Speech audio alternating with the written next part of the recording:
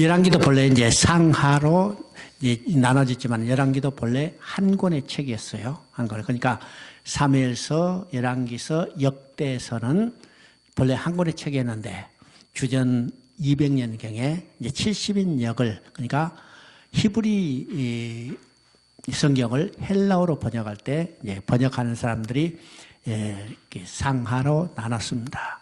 성경 본래 이거 장절도 없었죠. 쭉 그냥. 지금 어떤 이제 성경에 통독하는 반에 가봤는데 거기는 성경을 장절 없이 그죠?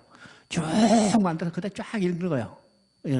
근데 좀 생소한데 그대로 읽으니까 또 소설책 읽듯이 쫙 읽어지는 거예요. 그죠? 근데 이제 이 출판업자가 이 책을 편집하기 편리하게 장절로 만들었어요. 그러니까 어떤 때는요, 장절이 꼭 이렇게 안 나눠졌으면 됐던데도 나눠지고 있죠. 그러니까 바로 이제 사무엘서, 열왕기서, 이제 역대서도 상하가 아니었고 한 권이 책이었는데 편의상 나눴습니다. 그래서 우리가 사무엘서나 역대기는 이 상하로 구분한 기준이 명확하죠. 명확합니다. 그런데 역대기는 그 구분이 그렇게 딱 잘라서 명확하지는 않아요. 그죠?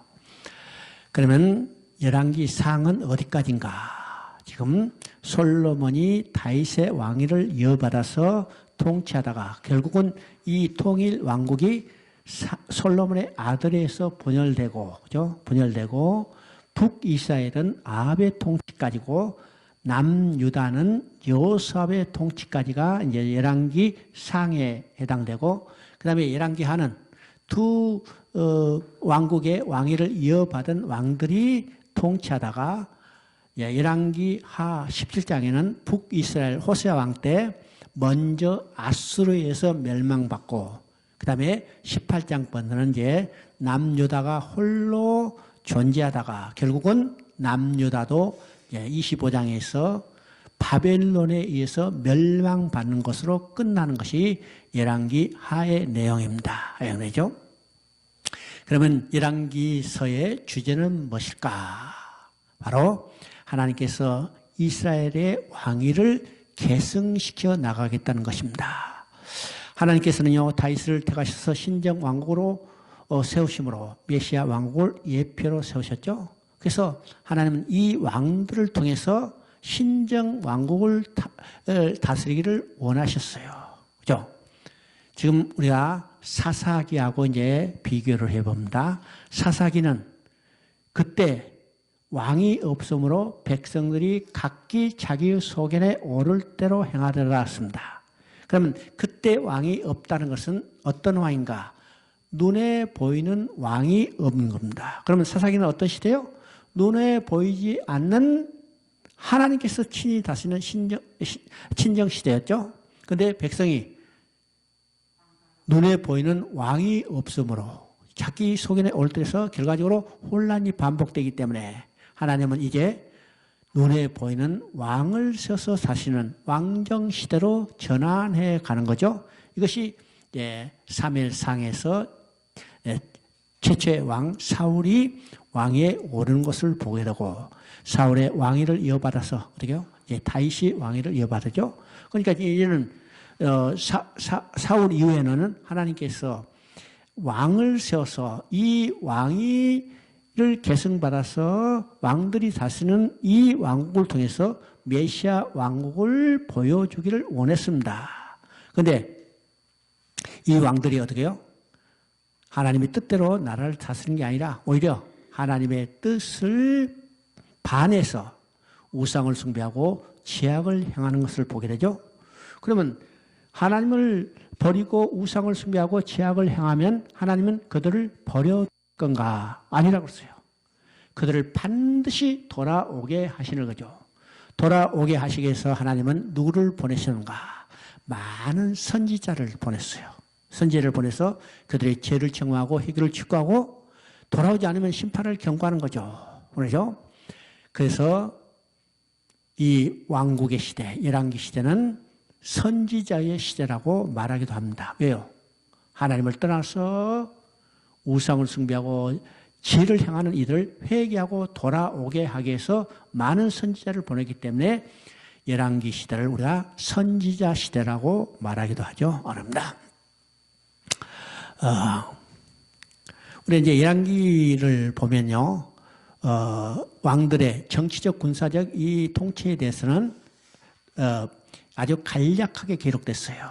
그죠? 근데 이들의 행적의 핵심은 뭘까? 그들이 우상을 숭배느냐, 아니냐, 이것이 그들의 행적에 초점이 있다는 사실을 우리가 보게 되는 겁니다. 그죠?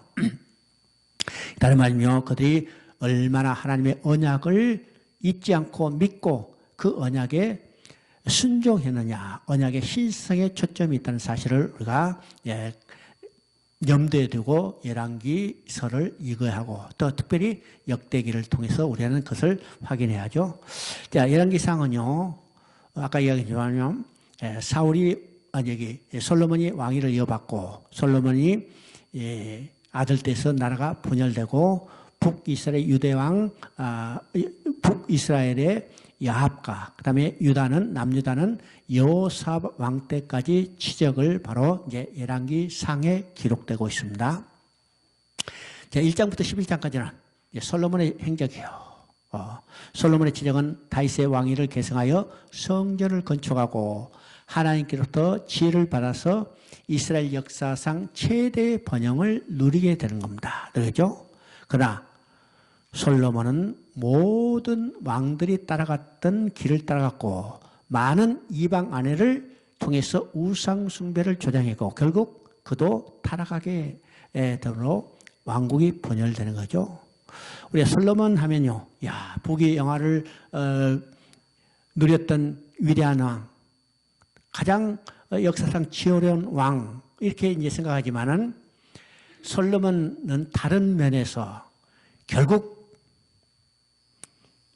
하나님이 메시아 왕국을 예표했던 이스라엘이 멸망하게 되는 결정적인 원인을 제공했던 왕이 누구냐? 바로 솔로몬이에요. 솔로몬이 타락이 아니었다면 나라가 분열되지 않았을 거고 이 나라들이 우상을 숭배하지 않고 오직 하나님을 따라서 메시아 왕국을 예표했을 텐데 결국은 솔로몬의 타락으로 인해서 나라가 분열되고 멸망의 길을 걷게 되는 거죠. 그 다음에 이제 12장부터 22장까지는 솔로몬의 아들 되어 가서 나라가 분열됐어요. 이 나라들이 어떻게 돼요? 결국은 우상을 숭배할 길을 따라가는 것을 보여주는데 여기서 이제 유다 4대 왕이 기록되어 있고 그 다음에 북이스라엘의 4왕조 8왕이 기록됐습니다. 그럼 이제 4왕조라는 건 어떤가? 남유다는요, 아달랴를 제한 19명의 왕이 다 누구의 후손이냐면 다윗의 후손이요. 다윗의 후손이죠. 그런데 북이스라엘은 19명의 왕이 있었는데 이 왕들의 왕조가 몇 번 바뀌었는가? 9번 바뀌었어요. 그죠? 9번. 소위 말해서 북이스라엘은 다 성이 다시요. 다시. 그죠? 우리나라와 말로 하면 이시야 왕조듯이 다시요. 다윗의 후손들이요.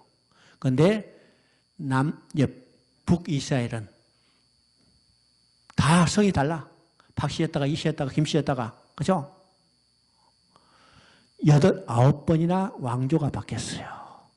그러니까 피해 역사죠. 피해 역사입니다. 자, 1장을 보면요. 솔로몬이 왕위를 계승한 내용입니다. 자, 이때 어떤 상황인가? 지금 다윗이 이제 늙었어요. 그래서 자기 몸도 이제 추워지니까 몸을 따뜻하게 해서 젊은 동료 아비삭을 구해서 몸을 따뜻하게 했죠. 자, 몸이 쇠약해지면요. 이 영적인 분별력, 정신력도 소멸해지기 때문에 그 틈을 이용해서 또 이 권력 다툼이 일어나는 겁니다. 왕위를 청탈하기 위해서 음모가 꾸며지는 것을 우리가 보게 되죠. 그죠? 그래서 아도니아가 내가 당연히 장자고 왕위를 개선하겠다. 그래서 스스로 왕위에 오르라고 그래요. 왕위에 오르라죠. 그때 하나님께서는 나단 선지자와 밧세바를 사용하셔서 이 왕위를 굳건하게 세우는 것을 보이죠. 자, 솔로몬이 왕위를 이어받은 것은 전적으로 하나님의 선하신 뜻대로 이루어진 것입니다. 그죠? 이런 거요. 자, 왕위 개성은 다윗에게 언약하신 하나님의 메시아 언약을 개성하는 중요한 의미가 있습니다. 그러므로 아도니아를 버리고 솔로몬을 메시아 언약의 계승자로 삼으신 것은 인간의 야심에 따른 것이 아니라 하나님의 주권적인 역사인 것을 우리가 봐야 합니다. 우리가 볼 때는요, 아도니아가 장자니까 당연히 이게 왕권을 이어받지 않냐 이렇게 생각하지만은 하나님이 주권적으로 이루신다는 걸 보죠.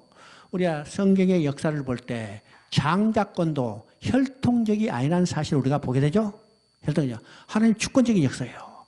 하나님의 선택에는요, 누구도 거기에 반론을 제기할 수 없어요. 이거는 하나님 절대 주권이죠. 그래요. 우리가 어디서 볼 수 있어요? 이삭과 이스마엘을 통해서 보게 되고, 또 에서와 야곱을 통해서 보게 되고, 므낫세와 에브라임을 통해서도 보게 됩니다. 그죠? 또 다윗을 왕으로 했을 때 다윗은요, 막내죠. 막내예요. 엘리야벨은 출정한 자가 있었는데 아니요. 그러니까 하나님이 주권자를 세우시는 것은 하나님의 주권적인 역사입니다. 아무도 거기에 할 수 없는 절대적인 주권이라는 사실을 우리가 알아야 합니다. 이미 하나님께서는요, 솔로몬을 다윗의 후계자 왕위로 세울 것을 말씀하고 있었습니다. 우리 이제 역대상 22장 9절을 보면 보라, 한 아들이 내게서 나리니 그는 온순한 사람이라. 그로 주변 모든 대적에서 평온을 얻게 하리라. 그의 이름은 솔로몬이라 하리니. 그러니까 하나님은요, 솔로몬을 다윗의 후계자로 세우실 것을 말씀하고 있죠. 그 다음에 28장, 대상 28장 5절에도 똑같이 얘기해요. 여호와께서 내게 여러 아들을 주시고 그 모든 아들 중에서 내 아들 솔로몬을 택하사 여호와의 나라 왕에 앉혀 이스라엘을 다스리게 하려 하실 때, 그러니까 하나님은 이미 다윗의 후계자로 솔로몬을 택하셨다는 것을 보게 됩니다. 그죠? 여기 보니까 지금 솔로몬이 이제 왕위로 책봉이 됐어요. 책봉이 됐죠? 그러자 자기가 스스로 왕이 되려고 했던 아도니아가 지금 목숨이 이태하게 됐죠? 목숨이다. 그래서 어디에 갔어요? 성전에 들어가서 제단불을 잡은 겁니다. 이 제단불은 번제단의 제단불이요. 번제단의 제단불. 번제단의 제단불을 잡자 솔로몬이 어떻게 해요? 아도니아를 살려주는 겁니다. 살려주는 거죠. 그러면 이 번제단을 뿔을 잡는다는 것은 어떤 의미일까? 이 번제단은 도피성의 일종의 의미를 가지고 있습니다. 도피성의 일종이에요. 그러면 오늘 도피성은 누굴까? 오늘 우리의 도피성은 예수 그리스도예요. 예수 그리스도. 그래서 우리가 그리스도에 피할 때는 우리는 안전하게 보호를 받게 되는 겁니다. 그런데 나중에 이제 아도니아도 죽임을 당하죠. 죽임을 당한 겁니다. 이때는 언제요? 언제? 지금 솔로몬이 왕위에 오른 후입니다. 지금 아도니아가 지금 뿔을 잡은 것은 솔로몬이 왕위에 오르기 직전이에요. 직전에 행한 일이죠. 그런데 솔로몬이 왕위에 오른 후에 아도니아가 밧세바를 통해서 뭘 요구해요? 아비삭을 요구해요. 그러면 왕의 후궁을 요구한다는 것은, 후궁을 여기 취한다는 것은 어떤 의미예요? 왕권을 도전하는 겁니다. 반역이죠. 그래서 두 번째 아도니아는 그 반역죄로 해서 죽임을 당하게 되는 겁니다. 자, 이 장에 가면요, 솔로몬에 대한 다윗의 마지막 권면입니다. 다윗이 죽기 전에 왕위를 계승한 솔로몬에게 지금 다윗이 유언적으로 이야기하죠. 자, 왕인 솔로몬 자신이 먼저 대장부답게 진정한 용기를 갖출 것까죠. 솔로몬은 우리가 말한 것처럼 좀 유연한 사람이었던 것 같아요. 그래서 다윗이 이제 좀 또릿또릿해져 이 말이요. 대장부답게 하라. 그 다음에 하나님의 말씀에 온전히 순종할 것을 말합니다. 알죠? 우리도 신앙생활하는 것은 어떤 것일까? 다른 것이 아니요. 하나님 말씀에 온전히 순종하는 겁니다. 그렇죠? 세 번째는 그리고 자신이 처리하지 못한 악연의 사람들. 악연의 사람들이 누구예요? 앞에서 이제 봤던 시므이, 그 다음에, 그 시바, 그죠? 그 다음에 이런 사람들, 요압 같은 사람들 처리할 거죠. 그 다음에 자기에게 은혜를 베푼 사람들에게 끝까지 은혜를 베풀 것을 요원으로 말하고 있습니다. 아도니아가 이제 아비삭을 요구하자, 아비삭을 요구한다는 것은 왕권에 대한 미련을 버리지 못하고 계속해서 그 미련을 떨쳐버리냐고 지금 아비삭, 왕의 후궁, 다윗의 후궁이었던 아비삭을 지금 요구하는 거죠. 그죠? 아비삭. 그 다음에 이제 반란에 가담했던 대제사장 아비아다를 파면하고 요압을 처형하고 시므이에 대해서는 이제 이 시드론 시내를 건너가지 마라.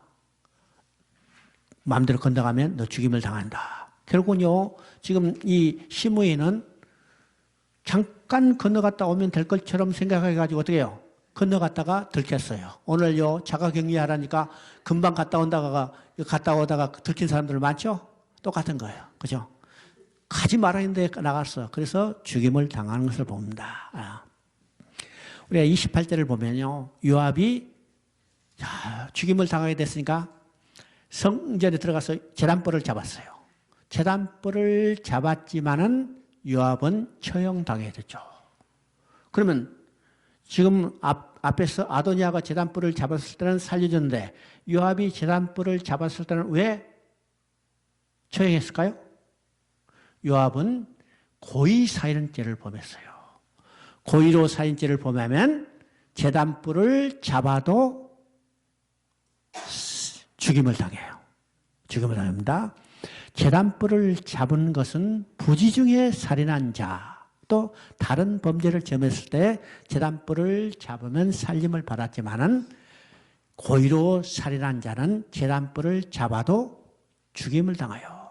그래서 도피성은 누가 도피해요? 오살한자입니다. 고의 살인자가 아니요. 오살한자. 요압은 어떻게 고의 살인을 범했을까요?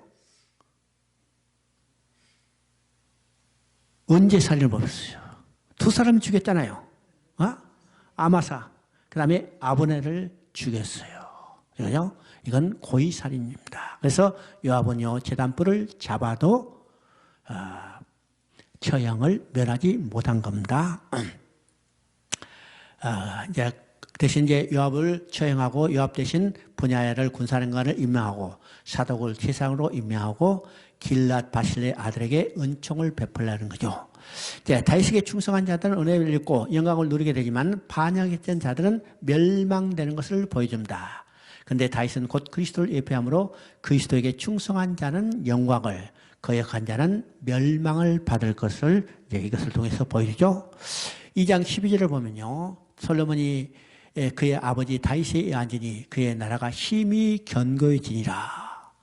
자, 2장 45절부터 46절은 다윗의 왕위는 영원히 여호와 앞에 견고해지더라. 이의 나라가 솔로몬의 손에서 견고해지니라. 이것은 다윗의 약속했던 것을 1차적으로 성취되는 것을 보게 되죠. 우리가 이제 사무엘하 7장에 보면 다윗의 언약이 있습니다. 내 몸에 날 씨를 내 뒤에 세워 그 나라가 견고하리라. 견고했어요.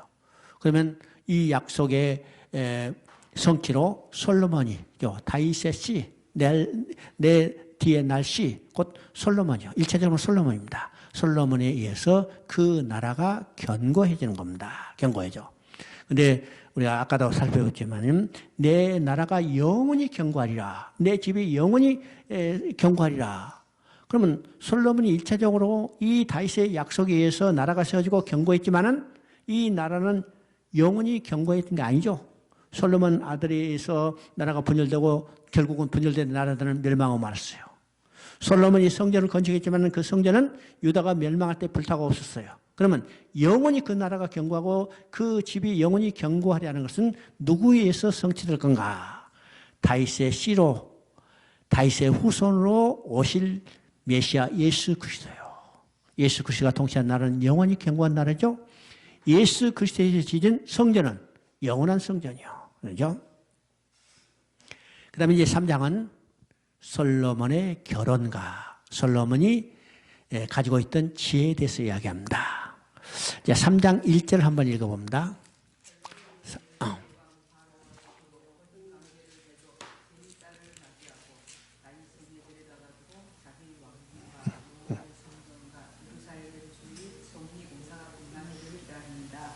자, 여기서 이제 3장 1절에 여기에 중요한 의미가 있습니다. 솔로몬이 애굽 왕 바로와 더불어 혼인 관계를 맺어 그의 딸을 맞이하고, 그렇죠? 말이요. 바로 이제 솔로몬이 애굽 바로의 공주, 바로의 딸과 정략 결혼한 것이 화근이 돼요. 그죠? 이것이 이제 이방 여자를 후궁으로 또 첩으로 맞이하게 돼서 그들이 섬기던 우상을 그대로 섬기게 되죠. 결과적으로 솔로몬이 우상을 섬기게 되자 어떻게요? 나라가 둘로 쪼개지는 빌미를 제공하게 되는 겁니다. 그러면 이 말은 어떤 말일까? 바로 솔로몬은요, 통일 왕국의 왕이었지만은 이스라엘이 멸망되는 결정적인 근원을 제공한 왕이었다는 사람입니다. 자, 이스라엘이 멸망하고 북이스라엘이 멸망하고 남유다가 이제 바벨론에 의해서 멸망받을 때 가장 결정적인 계기를 마련한 사람은 므낫세예요. 므낫세입니다. 그런데 결정적인 근원을 제공한 사람은 누굴까? 솔로몬이라는 사실을 알아야 합니다. 우리가 솔로몬 하면요, 부귀영화를 누리는 참으로 나라를 굳건히 세웠던 왕으로만 생각하지만은 이것이 솔로몬이 이스라엘 통일 왕국을 패망 왕국으로 만들었던 결정적인 빌미를 제공한 왕이라는 사실을 우리가 봐야 합니다. 자, 솔로몬이요, 기본 산당에 나가서 하나님께 이천 번제를 드립니다. 하나님은 솔로몬에게 그가 원하는 대로 지혜를 주시고 동시에 부와 영화를 약속해 주시죠. 우리는요, 지금 나타난 결과만 가지고 솔로몬을 평가하는 경우들이 많이 있습니다. 그죠? 야, 솔로몬이 부귀영화를 누리고 그가 하나님이 지혜를 줘서 나를 잘 다스렸다. 자, 대단하다. 근데 여기 중요한 거 있어요. 솔로몬이 기브온 산당에서 1천 번제를 드렸다. 그죠? 여기서 기브온 산당이라는 말이 나옵니다. 기브온 산당. 그러니까 하나님 이제 1천 번제를 드리고 대단하다. 그래서 이제 하나님이 그 번제를 받아주셨지만은 솔로몬이 이 기브온 산당에서 이게 번제를 드렸다는 것이 솔로몬이 타락하게 된 간접적인 원인 중에 하나가 되는 겁니다. 그죠? 그래요.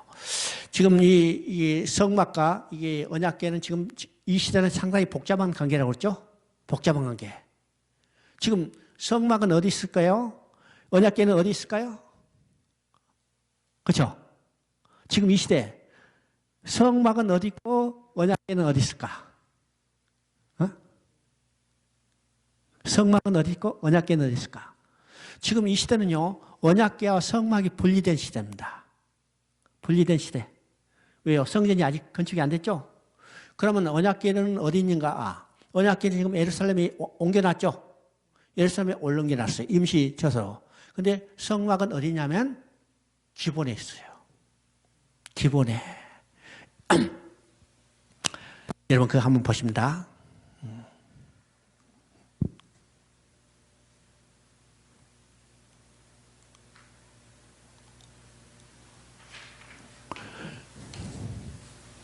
하여튼 예, 기본에 있습니다. 나중에 한번 찾아봅니다. 기본에 있어요.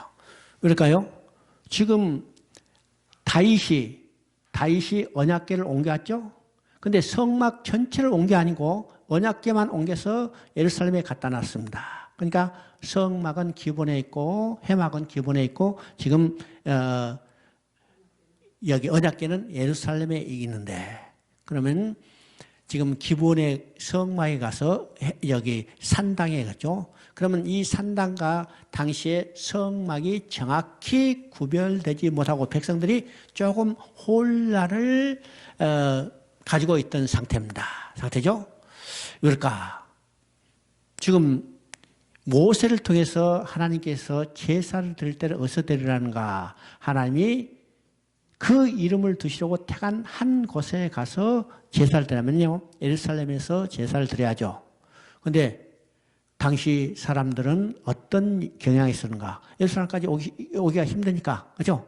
그러니까 자기 지역에 있는 이방 족속들이 섬기던 그 산당에 가서 제사를 드리는 경향이 있어요. 제사를 드리는 경향이 있어. 그래서 이것이 솔로몬 시대도 그대로 남아 있어가지고 솔로몬도 이 산당에 가서 지금 일천번제를 드렸습니다. 그죠? 기본 산당이죠. 이건 산당이라고 했어요. 해막이라고 않고 산당이라는 것은 산에 있는 신에게 예배드리는 곳, 그죠? 가나안 땅에 들어간 이스라엘 백성도 그 영향을 받아서 산당에서 하나님께 제사를 드리는 거죠. 자, 기본에는 이제 성막이 있었는데 이 성막에서 예배를 드렸다 하는 의미가 뭘까? 산당에서 예배를 드렸는가? 우리는 세 가지로 이제 생각해 볼 수 있는데, 첫째는 가나안 토착 우상이 섬기던 이교적 신당, 그런 의미도 있고, 또 하나는 하나님을 섬기는 신당이다 할 수도 있고, 세 번째는 겉으로는 하나님을 섬긴다 하지만은 실제로는 이교적 신당, 그죠? 그런 것은 어디냐? 곧 여로보암이 베델과 단에 만들었던 신당 이거죠. 하나님을 섬긴다 하지만은 실제로 뭘 섬겼어요? 우상을 섬기는 것입니다. 자, 이런 의미가 지금 기본 산당이라는 속에 이 세 가지 의미가 내포됐다 하더라도 결정적인 잘못은 어떤 것인가? 신명기 역사관에 의해서 이것은 산당에서 제사 드린 것은 정죄받을 일이라는 겁니다. 정죄받을 일이요. 그래서 기본 산당에서 일천번제를 드렸어요. 하도 많이 드리니까 하나님이 놀라서 야, 됐다 받아주시기는 했지만은 이것이 솔로몬이 나중에 징계를 받는 요소 중에 하나입니다. 경고를 받는 요소 중에 하나가 됐어요. 그죠? 자, 4장은요, 솔로몬의 번영과 명성입니다. 하나님께서 솔로몬에게 특별하게 메시아의 대표적인 인물로 왕으로 세워서 메시아 왕국에서 될 일을 보여주기를 원했습니다. 그래서 솔로몬의 지혜는 그의 통치에 그대로 반영되어 훌륭한 내각을 구성하고 전국을 12행정구역으로 나누고 각 구역마다 지방관장을 보내어 왕실의 양식을 공급하도록 했죠. 자, 왕과 제사장에 의해서 다스리는 신정국가에는 12지방의 관장이 보필하는 겁니다. 이게 메시아 왕국을 예표하는 거죠. 자, 마태복음 19장 28절에 보면 인자가 자기 땅의 보좌에 앉았을 때 나를 따르는 너희도 12보좌에 앉아서 이스라엘 12지파를 심판하리라. 바로 메시아 왕국은 12관장에서 다스려지는 메시아 왕국을 예표하는 겁니다.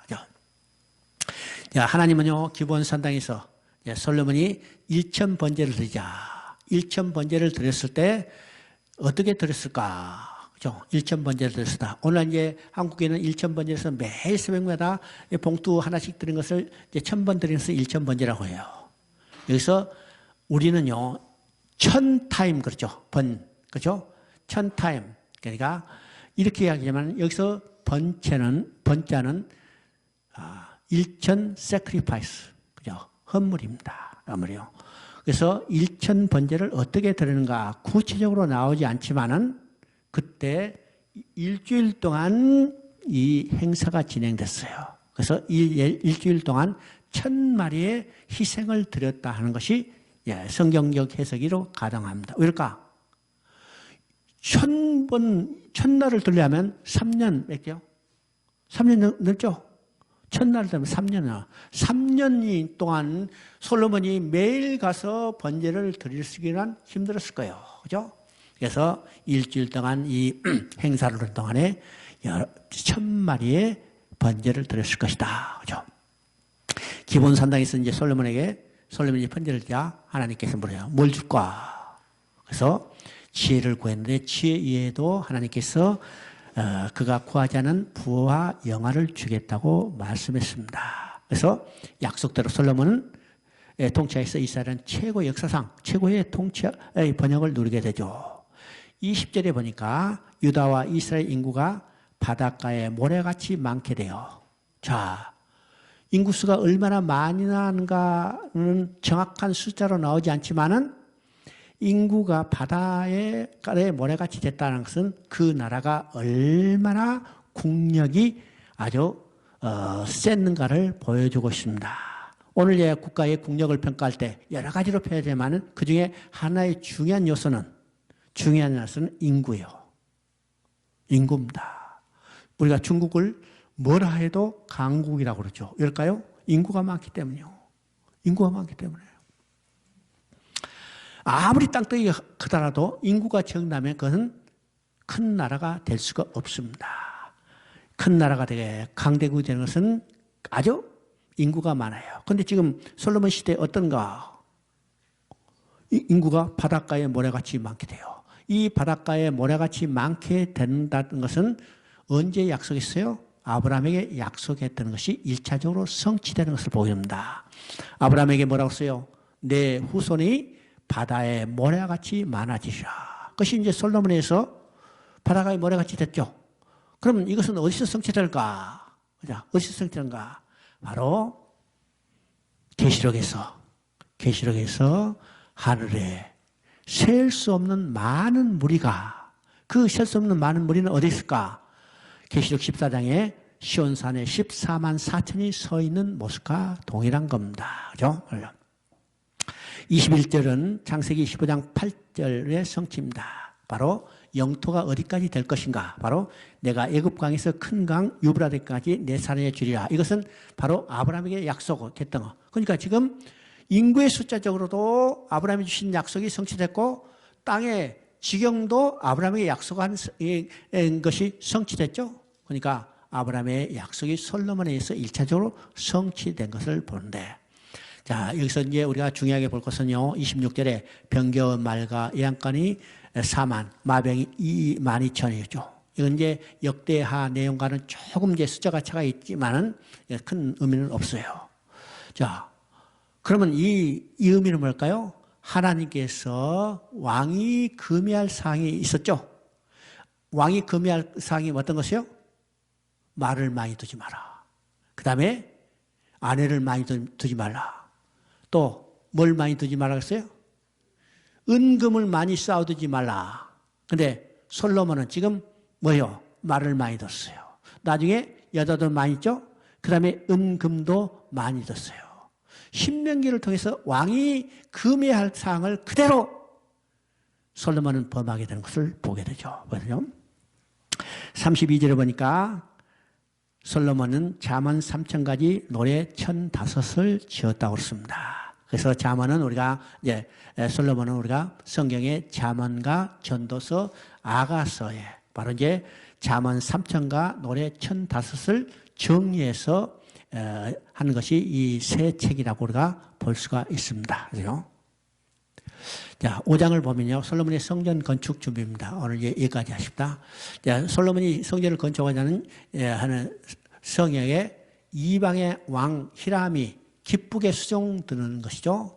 이건 어떤가? 메시아 왕국이 도래하게 될 때 이방도 함께 거기에 동참하게 되는 것을 보게 됩니다. 그리스도의 구속자의 이방인도, 그죠? 그래서 교회는 어떤 것이요?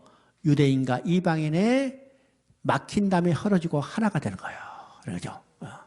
자, 거기 보니까 크고 귀한 돌을 떠다가 다듬어서 성전의 기초석을 놓게 한다. 그리고 기초석을 중심으로 하여 솔로몬의 건축자, 히람의 건축가 그 발 사람이, 즉 유대인과 이방인이 함께 여호와를 섬기게 되는 것입니다.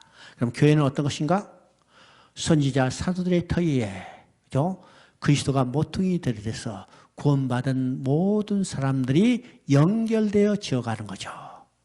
솔로몬이 성전을 지을 때 이 모든 사람이 다 협력해서 지어가는 것이고요. 교회에 지어가는 것과 마찬가지입니다. 그러므로 그리스도에 의해서 건축되는 성전, 곧 교회는 그리스도께서 친히 모퉁이 돌이 되셔서 성령 안에서 하나님이 거하실 처소가 되게 하여 그리스도 예수 안에서 함께 지어져 가시는 것이다. 이것이 솔로몬의 성전을 지을 때 여러 이방 사람들이 동역하는 것을 우리가 보게 됩니다. 자, 3절부터 5절을 보면요. 다윗의 사방의 전쟁으로 말미암아 성전을 건축하게 하지 못하게 했습니다. 그 다음에 솔로몬에게는 사방에 태평을 주시고 성전을 건축하걸 허락했어요. 그러면 이 의미는 무엇일까? 그죠? 그 다음에 보니까 그 내 아들 그가 내 이름을 위하여 성전을 건축하리라. 자, 이 의미는 상당히 중요한 의미가 있습니다. 다윗은 성전을 건축할 간절한 마음도 있었고 성전을 건축한 모든 재료도 준비했고 역대기 상해 28장에 보면 하나님께서 다윗에게 성전의 설계도도 그려줬다고 그랬습니다. 그런데 다윗에게는 성전 건축을 허락하지 않았어요. 왜일까? 그럴까요? 사병의 전쟁으로 말미암아. 그러면 전쟁하는 사람은 성전을 건축할 수 없을까요? 아니요. 이 의미는 뭘까? 전쟁하는 사람은 지금 뭐요? 안식하는 사람이 아니요. 수시로 옮겨 다니기 때문에 그게 필요한 것은 고정된 건물이 아니라 이동식 천막이라는 거예요. 천막이에요. 그러면 그 이동식 천막은 오늘 누구예요? 오늘 나요. 하나님은 나라는 천막 속에 나와 함께 계시며 나를 위하여 싸워주시는 거죠. 그러면 언제 하나님은 성전을 완성하실까? 이 전쟁이 다 끝났을 때. 언제? 예수 그리스도가 오셔서 완전한 성전이 이루어질 때. 그죠? 바로 이것은 뭘 보여줘? 솔로몬을 통해서. 그죠?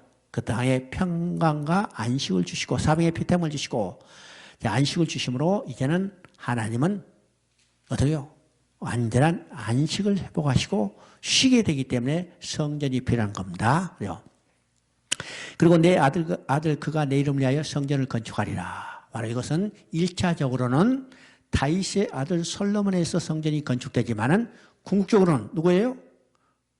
다윗의 아들 씨로 오실 예수 그리스도에서 지어질 성전입니다. 성전이요. 자, 오늘 여기까지 하십니다. 고맙고 감사하신 주신 하나님 아버지, 열왕기상 솔로몬 즉위를 통해서 하나님이 구원 계획을 어떻게 성취해 가는가를 우리가 살펴보게 됐습니다. 하나님은 모든 것을 하나님의 계획과 목적대로 빈틈없이 언약의 근거에서 이루어진 사실을 볼 때 우리가 하나님께서 우리에게 주신 약속을 붙들고 믿음으로 전진하며 나아갈 수 있도록 우리를 축복하여 주시옵소서. 이 모든 말씀 우리 주 예수 그리스도의 이름으로 기도드리옵나이다. 아멘.